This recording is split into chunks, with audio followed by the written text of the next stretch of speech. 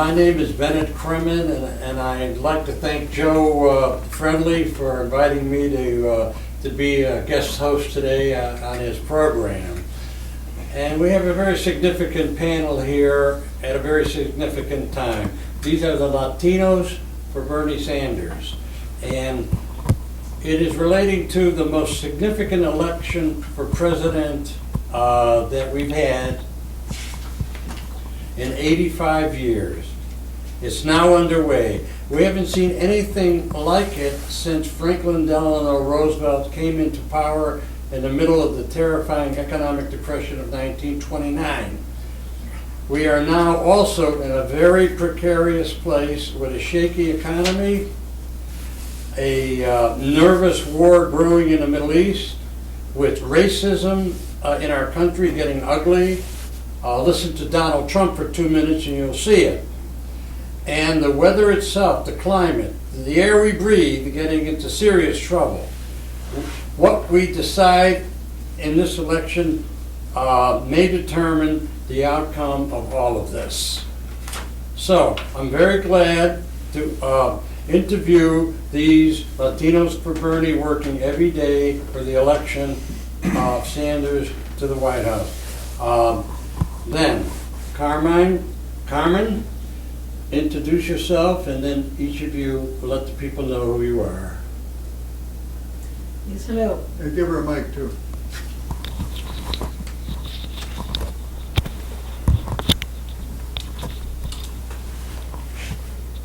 Hello.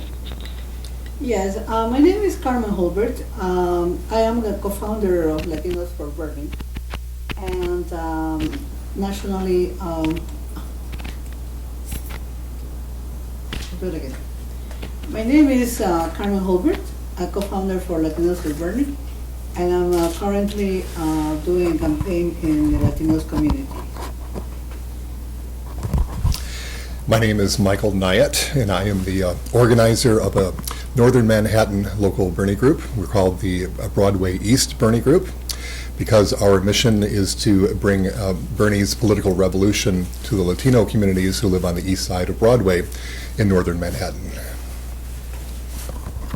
Hi, good evening. My name is Nestor Medina. I'm part of Latinos for Bernie and also a volunteer for Bernie as well for his campaign. Hello, I'm William Nogueras. I'm part of the group for Bronx for Bernie in the Bronx. We're trying to get the word out to all the Latino communities in the Bronx and get Bernie elected. Okay, so give us an idea of what the activities are that you folks are involved in on a daily basis. Carmen started, and the rest of you tell some, and you tell some, and we'll get the whole picture. Yeah, we started the Latino movement in mid-July, actually after the Bernie Sanders' famous speech nationally wide on July 29th. Victor Ortega and I decided to create a group, Latinos for Bernie, NYC. Why NYC? Because we go around all the boroughs trying to organize Latinos in each community so they do their own work. We provide with materials or whatever suggestion they might need, and to spread the word of Bernie Sanders in our community. Yes, well, let me just say that I've been following Bernie's career for probably 20 years or so, and I've always appreciated him and admired his agenda.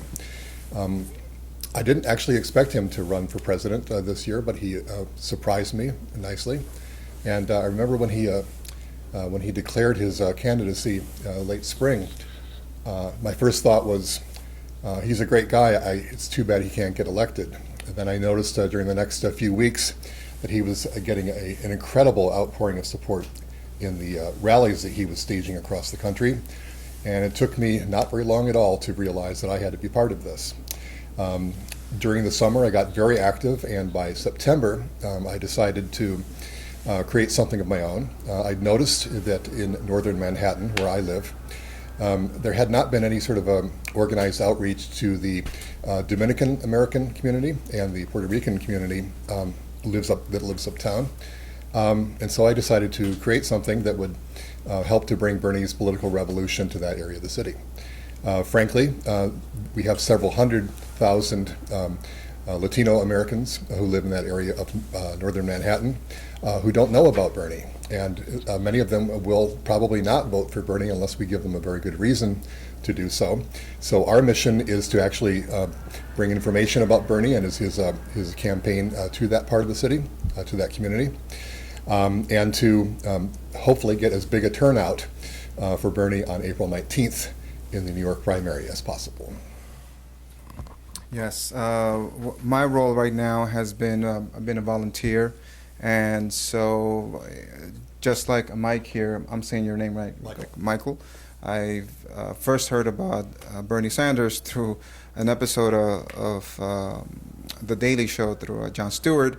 That's where I got a glimpse of who he was, but people in the progressive movement had alerted me to him and said, hey, pay attention to this guy. And so a few weeks went by, maybe a few months went by, and I started to learn more about him, and suddenly I heard the opportunities to volunteer. And so up to this point, I've been doing everything I can to help out. That means making calls, calling. We actually called New Hampshire yesterday. I actually have been making calls to volunteers just to get the movement out, to have volunteers out at different activities, collecting signatures for Bernie so he can be on the ballot. So I'm ready for whatever else is necessary, and I'm so excited. I really am. I'm really excited, and I'm going to do everything I can to get this man elected. Thank you. Yeah, like everybody else, I just recently learned about him in 2014, the winter, and everybody was just talking about it, like, Bernie, would you like to run for president? And there was actually petitions going around, people signing it, sending it to Bernie Sanders, asking him to run for president. And then in April, he decided to run for president last year, and then everything just started taking off. And ever since then, I just started making my own flyers for $15 and free colleges and giving it out in my community over there in the Bronx. And then people was like, yes, 15, and the free colleges. And then next thing I know, there's more volunteers coming out of everywhere. And now it's like hundreds of people now all over the Bronx and the rest of the city. And like, it's just like taking off faster than we could keep up with it. There's every day, new people just coming out everywhere in the Latino community, like Bernie.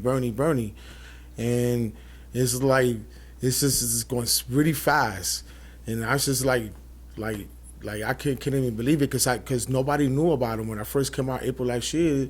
Like you said, nobody really knew about him. And then when people started seeing what he was fighting for, it was like, okay, Bernie. Then I guess word of mouth, everybody just started talking about him. It's like how you spread a rumor, that's how we spread Bernie.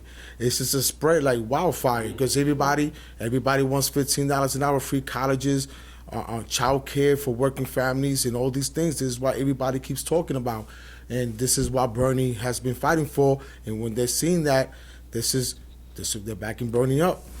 There's something that needs a little bit of explaining. The word progressive.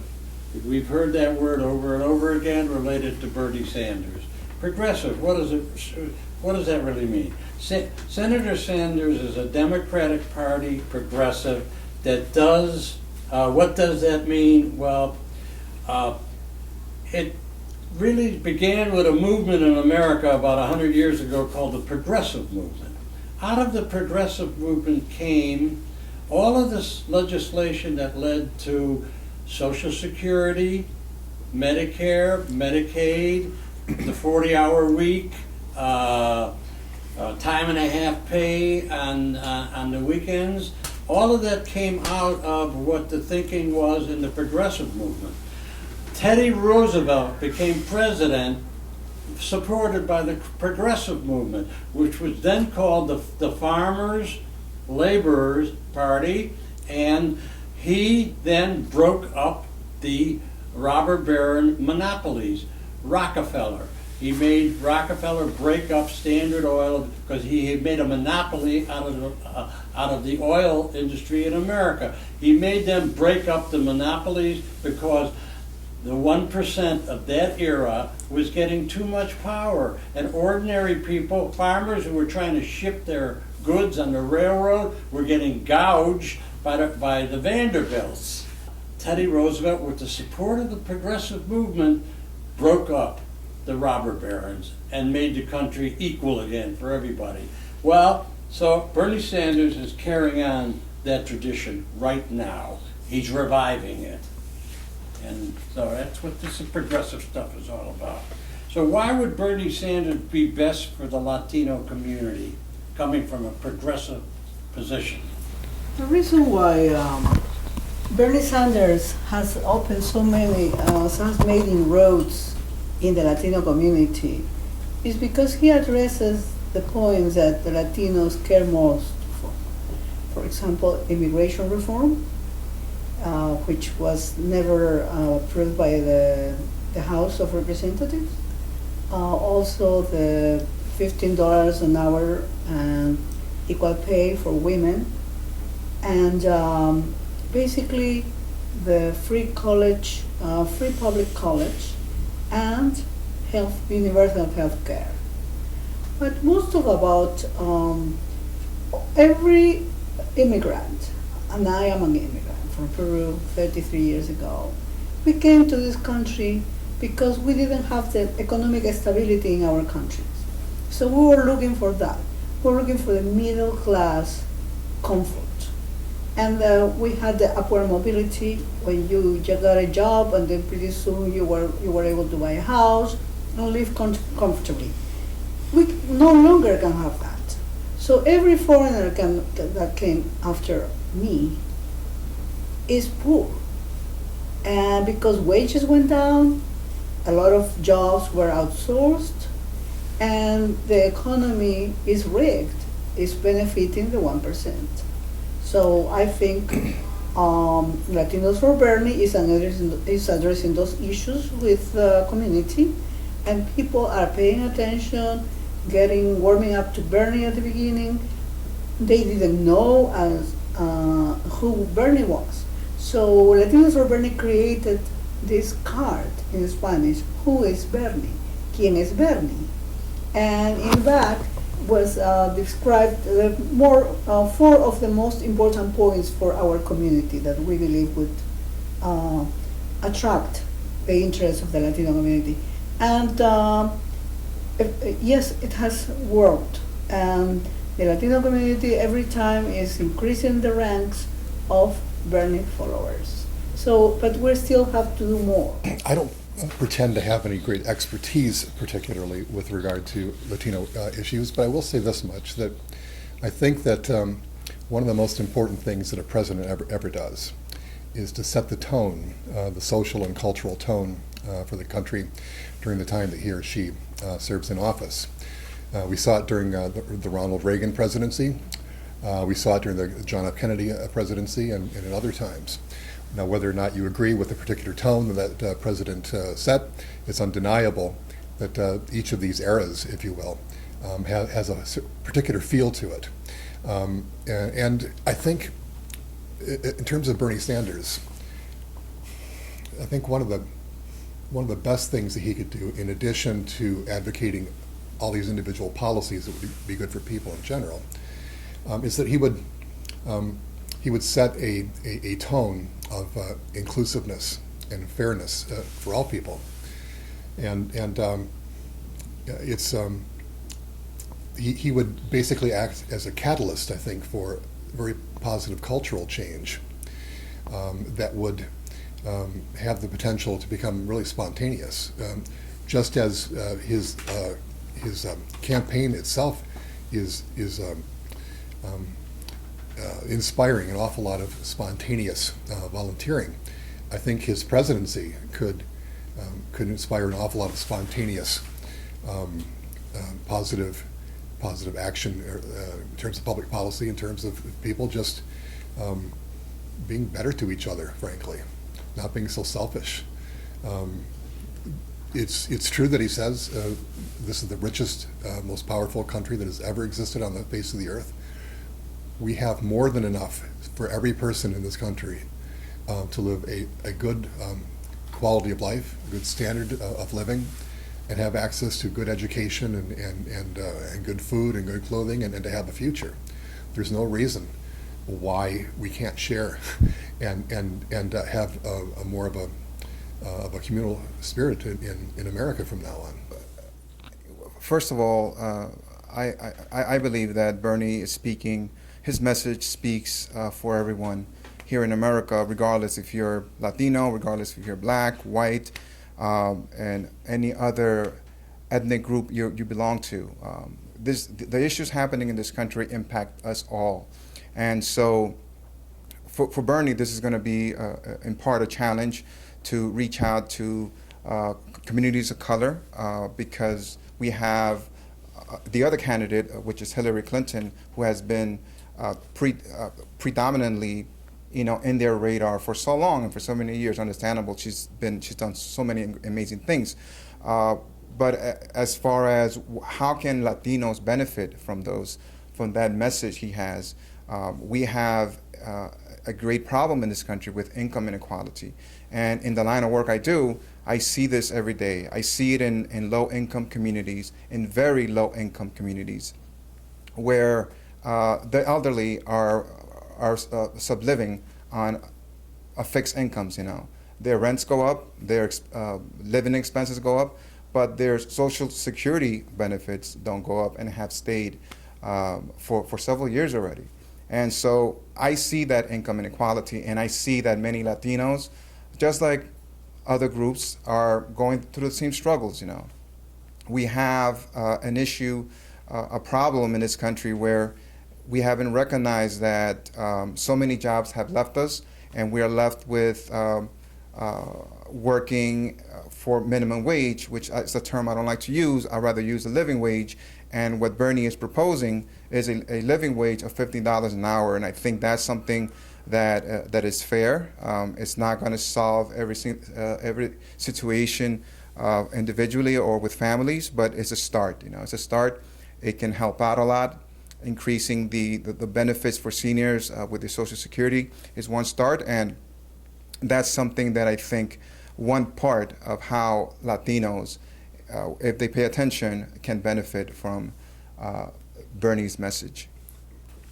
Like in the Bronx, in the Latino community, we be letting other Latinos know, listen, Bernie Sanders is fighting for immigration reform like for a very long time.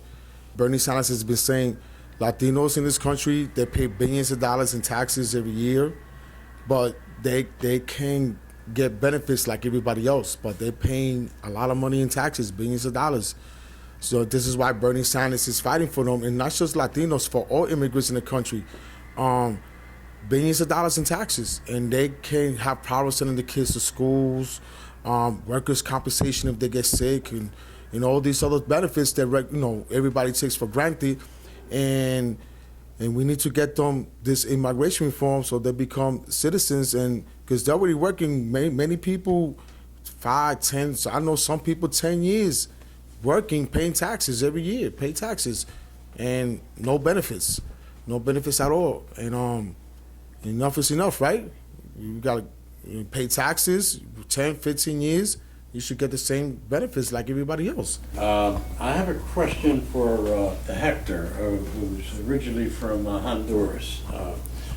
If we look over the history of United States-Latin American relations, there have been many bumpy road in that history. I'm not going to go into details what some of the more distressing things we've done are, but people know that there have been difficulties between the United States policy and Latin America for centuries. Mm-hmm. I would like to ask Hector what he feels relations would be like under a Bernie Sanders presidency. What would happen to U.S. Latin American all over Latin America in general. What do you think would be the outcome of his presidency in the history between our peoples? I still haven't heard Bernie Sanders send a message on what he would do in Latin America, what his policies would be in Latin America, and maybe if one person here knows what those things are, maybe I should be more informed. But one thing I can tell just by the things that he has mentioned. So he has mentioned that the North American Free Trade Agreement was really bad. It was a mistake. We thought that by establishing these treaties with Mexico, this would create more opportunities for Mexican people within the country, but instead we've seen the opposite. And so we've seen a huge migration of people into this country, and so now it's a big controversy, and so he wants to reform the immigration policies established right now. With that said, we looked at the history of other presidents in this country. Bush, they ignored Latin America, and we had a surgence of left-wing governments like Chavez and a few others. And at the same time, those countries hurt at the same time. Economically, they're not seeing opportunities to grow. We see in countries in Central America, like my country from Honduras, El Salvador, that it has seen a huge wave of gang members that have been incarcerated at some point, have served some time here in this country, and then they are deported into Honduras, El Salvador, and some of the other neighboring countries. And this is creating a huge problem in my country, for instance. And it's creating a problem where now you're having children having to migrate into this country through dangerous conditions, And so now we have to deal with this situation. And so I believe that Bernie, looking at assessing all these issues we're having, I think that he would have to create a plan to make sure that countries like Honduras are also getting help, are getting opportunities to develop and to become self-sufficient, so that we don't have this huge immigration issue that we have now. There are elements in the economic system, in the relationship with the United States, where our countries in forever have been exporting natural resources. And I think if Bernie wants to help those Latin American countries, if Bernie wants to help those Latin American countries, he should establish some universal rules, international rules, for mining companies to respect the environment, because those countries are always exporting these minerals, all these natural resources, and the countries, the environment, the land are being destroyed. People are suffering the effects of this exploitation, and the rules have to change, because having a good American president not necessarily means that we are going to have a good president that deals with Latin America in a fair way. Bernie Sanders, in one of the debates he had with Hillary Clinton, brought up a very important point. He said the idea of regime change, going into another country and telling them who their leaders should be, and using the CIA or any other methods, which was a Cold War method, is really out of line, and he wouldn't want to do that. In relationship to Latin America, that is very significant, because we have been doing that over and over again. If he changes his attitude toward regime change, then he will allow the Latin American people to find their own democracy, find their own leadership, and not interfere with it, as was done in Chile, in which the president of Chile was murdered, and a dictator by the name of Pinochet took over the country and killed hundreds of thousands of people. The same thing happened in Argentina. So, with Bernie Sanders as president, I have no doubt about it, and he made that statement. He's not for doing these regime changes. That will change. It seems to me that there was a time when America was the leader of the free world. It was the leader of the free world because it set an example. We were the first democracy to ever occur in the world's history. And we stood for values of decency and humanity and fair play and opportunity for all, the rule of law and liberty and many other qualities that many Americans would claim as their own. How is it that we've come to be a country that invades other countries and enforces the will of our government upon the people of those countries against their will, takes out their duly elected leadership in some cases, their democratically elected leadership, imposes puppet dictators of our own choosing, people who will respond to the American government's commands, and frankly the moneyed interests that are behind many of those initiatives. I think I speak for a lot of Americans when I say that the corruption that we've been experiencing in this country goes very deep and it's very broad. And I would like to see us come back to a time when the people of the world can respect us again for setting a good example and for supporting them in their democratic ambitions without trying to exploit them and to overpower them. I think that Bernie Sanders speaks from a position of great moral authority and personal integrity when he says that we ought not to be participating in regime changes anymore. I wholeheartedly support him in that initiative. There was a time when, for all of the corruption that's taken over, and Bernie is fighting it day after day, and it's deep, and it goes into, the heart of our economy, to Wall Street, to the Republican Party, and to the growth of racism again in America. At one time, this country did some incredibly wonderful things. We fought the Nazis. If you think ISIS is bad, take a look at Auschwitz. After the war, after Germany and Japan were destroyed, America created a program called the Marshall Plan.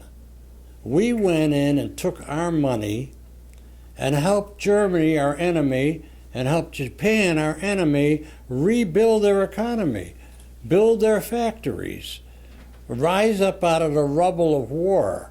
That was a glowing, wonderful moment in American generosity and to be admired historically. Where did that come from?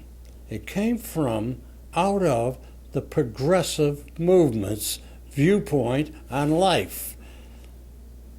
And if you don't think the world needs that now, I think it needs it more now than ever, with global warming bearing down on us and California starting to dry up and blow away. The golden times, post-war, post-Second World War, also came with the fear of the communist Soviet Union to take over the West Europe, the European countries. So we really had to export the good policies of generosity and good paying jobs in West Germany, and to be able to compensate for what the communist Soviet Union was giving their workers, supposedly equality and many other gains. Now, when at the end of the Cold War, we are the economy has become the the main issue.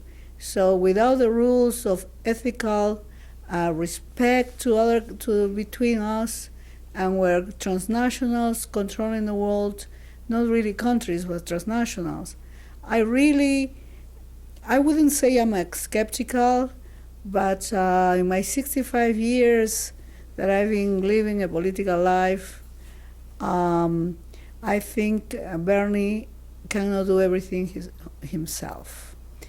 He will need a whole group of people working with him and convince the transnationals to cooperate somehow. How? Maybe the tax code, maybe, I don't know, there are many ways to do that. But we really need to put more people in Congress, more progressive members of the progressive movement to be in Congress, and we just have to keep the political revolution going. As soon as he is elected, he is not going to make the same mistake as Obama did when he said, I'll take it from here. We are going to rule. This is a political revolution he's talking about.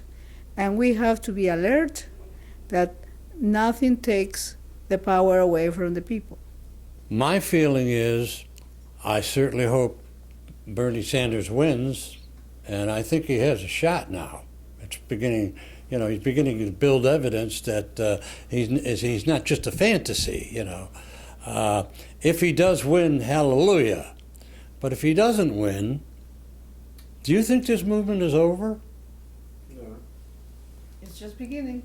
Will you be out on the streets working? How do you think it could evolve? If for some reason he doesn't win, how will the movement evolve? I want to hear everybody's opinion. Well, the streets have always the place, the stage for the people to protest. When you hit the streets, people listen to you, the media is covering the stories, the people are annoyed because they are late for work. Everybody gets affected, one way or another. So we just have to do the civil disobedience, all the things that we know we can have people listening to impact the disaffected, to impact the right wing, to keep the ball rolling. That's the only thing I think we can do. A lot of people ask me that a lot. What happens if he doesn't win? And in my mind, I already have it already set. Even if Bernie don't win the nomination, me and volunteers all across this country has reached out to people that were not even politically involved in their entire lives. Now they are. And they have joined many groups, many organizations throughout the country. And now they got a taste of fighting for progressive ideas, and they want more. So even if Bernie doesn't win the nomination, these people will continue, the same ideals. They're still fighting for raised wages, more benefits in the jobs, the colleges, immigration reforms. A lot of people in not just the Latino community, in other immigrant communities, have got involved in the immigration reform issues. They're not going to stop just because Bernie don't win, and it's spreading to millions of people. And like where I live out in my community, every day I hear somebody talking about these issues that Bernie is talking about.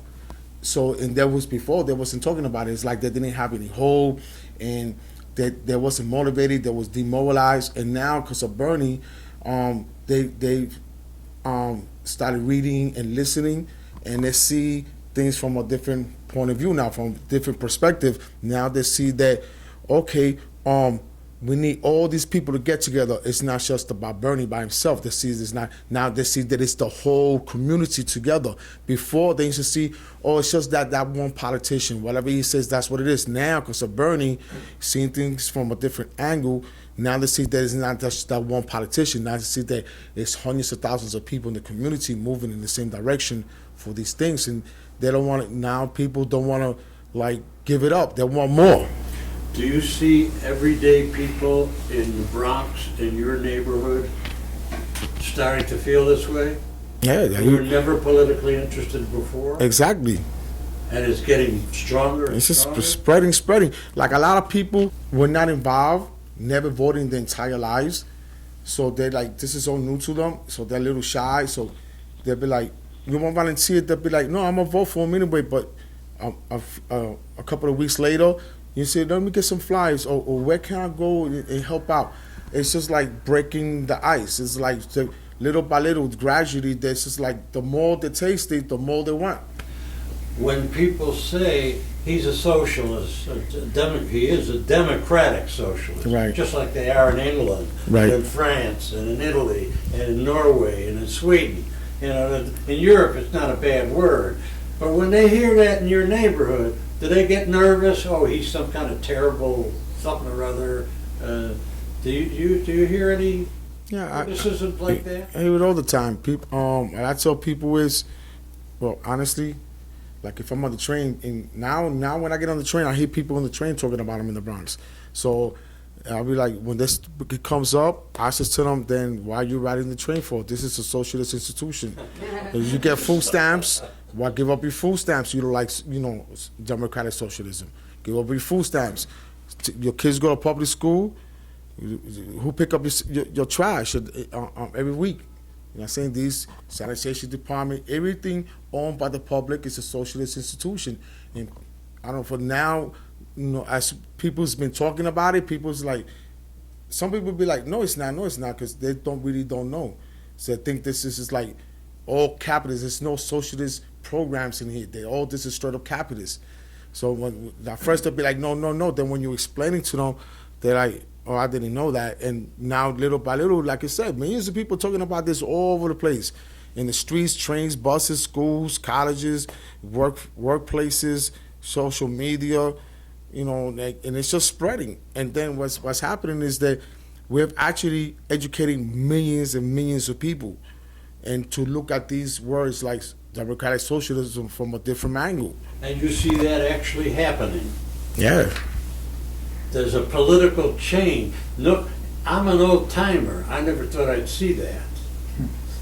It amazes me. Now, I've seen it even 20 years ago.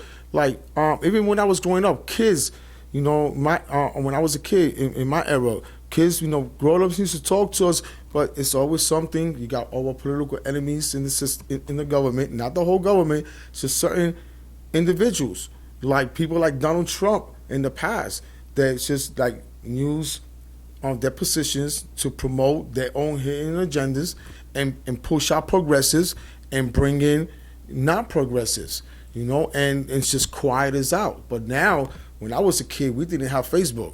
We didn't have the internet. We got the internet now. You know what I'm saying? With the internet now, I just posted there, and 50 million people go to see it within the next hour. When I was a little kid, we didn't have that. So if I said anything, only 50 people heard me. Bernie identifies as a democratic socialist, but when you examine his policies, he's really more, as you said, more of a European-style social democrat, which means that Bernie is actually a capitalist. Okay? He doesn't believe in public ownership of property and that kind of thing, but he's a capitalist with a conscience. If you go to the volunteer-created issues website, feeltheburn.org, and you look at the section under small business and economic development, you will find there's a page there that has all kinds of information about Bernie's thoughts about entrepreneurship and small business. From what I can see, Bernie believes in entrepreneurial capitalism, not corporate crony capitalism. There's a big, important difference there. So let's get clear on that. Capitalism has a lot of good things to offer, but when it gets out of control and the greed and the avarice starts to take control, then eventually the entire society starts to melt down and the entire economy starts to melt down, as it did in 2008 with the Wall Street meltdown. It seems like every few decades or so we have to go through one of these situations where the robber barons and the plutocrats just have to have more and more and more and more. and the economy can't handle the imbalance, and eventually it starts to melt down. So that's the take on Bernie's democratic socialism. But in terms of your question about can the revolution continue even if Bernie doesn't get elected president, I'd like to respectfully push back on that just for a moment, if I could, because personally, I don't think we're to the point where we should even be thinking about that yet. I do think that if that does come to pass, that he doesn't get elected, I do definitely think it will move forward. Bernie has unleashed a tiger. He has taken a brick out of the dam, and now the river is flowing freely, and nothing is going to stop that up now. That said, it's going to be a heck of a lot easier to bring about the changes that we all want. If he gets elected, he's sitting in the Oval Office and making some big decisions on our behalf. The reason that things are happening now that haven't happened in a long time, as you mentioned, is because things, I think, have gotten so bad that enough people have realized it, and a certain critical mass of public opinion has formed around that things have to change. Whenever that happens, people are listening for solutions. They're looking for a way out. They're open to Bernie's message. As powerful as his message is, I doubt that he could have been elected 8 or 12 years ago, because unfortunately, I don't think we had quite suffered enough pain yet. We have suffered enough pain now. He is definitely the right candidate with the right message at the right time. These are things that have been sorely needed for a long, long time now, at least 35 to 40 years, since the country has taken such a strong rightward turn, as we've been hurtling ever faster toward our destiny with corporate fascism. I think people are mad as can be, and they want their country back. You know, this belongs to everybody. There's some close to 330 million people in America. We all have a stake in this, every one of us. And I personally feel like there's more than enough room for the corporations and the Wall Street banks to play a part in that, as long as they're willing to play fair and be productive, or to play their part in a productive economy that benefits everybody, including them. But they don't get to take it all, and we're going to stop them. The really important message here is that this campaign is just getting started now, and I hope that every person who hears this interview will be motivated to do something that he or she has not done yet before. Go to berniesanders.com and make a donation, sign up to volunteer, phone bank, do flyering, any number of things. The important point is that each one of us has a stake in the outcome of this election. Every one of us has an opportunity to play a role. That is the great power of this campaign that Bernie is leading. It's the great power of the message that he's conveying to us. We each have a stake in this. Every one of us needs to get involved and push it forward and make it ours. I echo the words of Mike at the onset of his statement, where he says that it's too early right now to really think that far, and I don't want to think about a situation where where Bernie has lost this election. But that said, in the hyper tense that he does lose, let's say, right? I feel that there's been so much accomplished right now, and you mentioned that you were an old-timer and that you haven't seen this before. And we also mentioned earlier... I saw it in the civil rights movement. Right. I saw it in the anti-war movement. Since then, this is the only other time I've seen it. You mentioned 100 years of progressive movement, and this movement has been actually happening. I've seen it. I've been part of it here in New York City. We know we hold rallies on rent regulations all the time, and we have a mayor that's a progressive as well, Mayor de Blasio. And so we have seen this movement, and I think even, let's say that Bernie Sanders is to lose, I think it's going to open an opportunity for more people to actually seek that path. So we're going to have more Bernies. I believe we're going to have many Bernies in the near future, Bernie is leading the way right now, and he's an example. But it's going to serve as a positive thing, not a negative thing. I'm the last one who want to be pessimistic about whether Bernie's going to win or lose. I'm going to fight every inch along the way here for him to win. But a movement is more than one election, and a movement is more than one man. A movement is something that engulfs a whole people. But there is the possibility he won't make it. But I'll do everything I can not to see that possibility come to fruition. However, if it doesn't, there's a movement of people now that has to continue. It can't rely, what if somebody, God forbid, should assassinate him? Does the movement die? Does the social need end? No, it doesn't. The movement is historical. History every once in a while coughs up the leader that gives us the leader we need. For instance, we needed George Washington and Thomas Jefferson when we fought the Revolutionary War. South Africa needed Nelson Mandela. The Civil Rights Movement needed Martin Luther King. The Civil War needed Abraham Lincoln. The Depression needed Franklin Roosevelt. The need was there, and the man arises. At the moment, the man is Bernie Sanders, but the need is there. And if for some reason there's a stumble, the need remains. So that's why I'm interested. We can't pin all our hopes, all progressive hopes, on one man. The progressive movement has Elizabeth Warren, and so far we still have hopes that she not only will endorse Bernie, she will keep creating, motivating, funding through the progressive movement other candidates to take Congress. We need to change all those people, all those congressmen that have contributed to this chaos we live right now. All these congressmen, these politicians that have been taking money from Wall Street, oil corporations, private prison industry, the pharmaceutical companies, all those companies that have been ripping off the American people. Because this is like a money-making machine that goes to the Caribbean islands, to go to the tax haven, and we pay taxes, they don't pay taxes. This is the most expensive country in the pharmaceutical, products. If you go to Canada, you can buy the same product for 10 times less. And why are we paying so much? It's so expensive to get sick.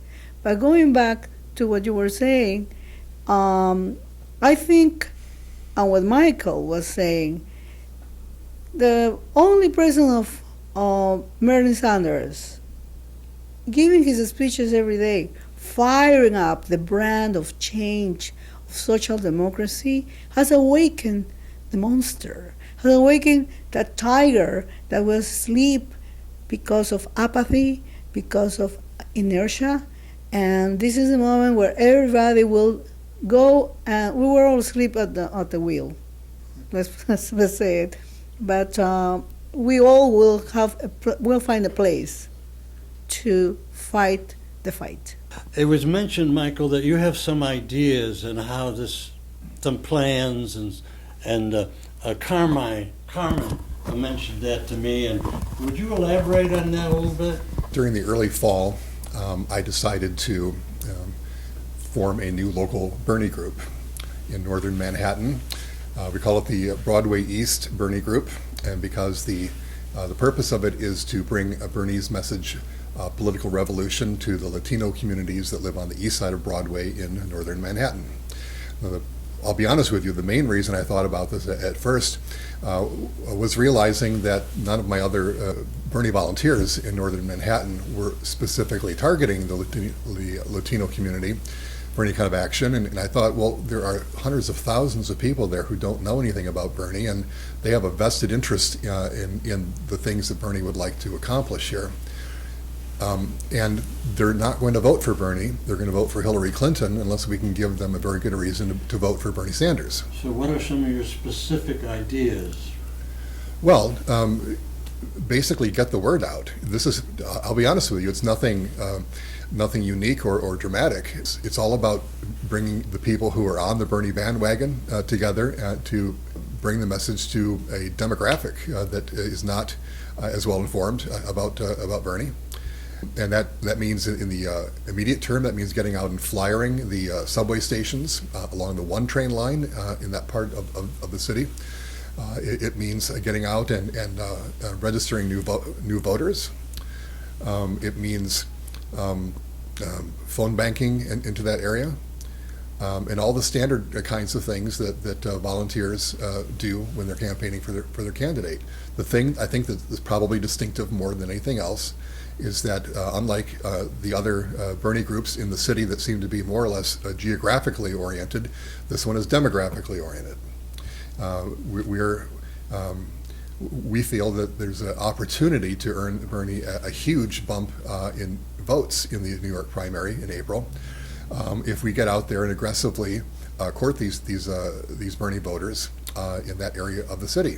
And as I said before, we all have a stake in the outcome of this election. We all have a stake in the success of our country, and all of us here are firmly and passionately believers in Bernie's message. We would be believers in that message even if somebody else was carrying the flag and making that message. So it's not just about him, but this is a demographic of people who very much need many of the things that Bernie would like to create in our country. Tuition-free public education was mentioned, minimum wage, $15 an hour, things that make a tangible difference in the lives of working people for the most part. I can't thank you all enough for coming over, and I've enjoyed this conversation. I think it's useful. We're going to get it out on the air, and I understand it's going to go on YouTube. It'll be streamed all over the country. I don't know the exact time that it'll be aired, but you'll be informed. Let everybody you know about it. As they say in Spanish, I can't thank you all enough. As they say in Spanish, venceremos. Venceremos, claro. Hasta la victoria siempre, unidos venceremos. Latinos, afroamericanos, blancos, asiáticos, todos unidos, porque la revolución de Bernie Sanders nos une a todos para un cambio, para poder acabar con la desigualdad social, la desigualdad económica, la desigualdad racial. Gracias. One thing I just want to say is that if you have not been aware who Bernie Sanders is, I think that if you've been just consumed by Hillary Clinton, if you're even heading in that direction, I would urge you to educate yourself about all the other candidates. As in particular, we're here for Bernie Sanders, and we truly are supporting him, and connect with what he's saying. Look at the things. Look at your community. Look at your community and see what's happening. I know I live in New York City. I work in some of the lowest neighborhoods, lowest income neighborhoods, and I see the income inequality. I see that our communities need help, and to me, when I hear Bernie speak, I hear the integrity, I hear the anger, I hear the frustration, and so that's how I'm connected with him. That's how he connects with me, and that's why I'm supporting him. Get the word out. Talk to somebody every day, at least one person, a different person, on the train, the bus, airplane, in your job, in school. Get one person every day, 7 days a week. That's 7 people every week that you're introduced to Bernie. This is how we go educate everybody, so everybody could be aware of what's going on. Like he said, a lot of people don't know what's going on. We got to talk about it. Talk about things. These things is really important. April 19th is the primary. You got to March 25th in New York to register as a Democrat to vote for Bernie. In New York, other states is different. Call your board of elections. Okay.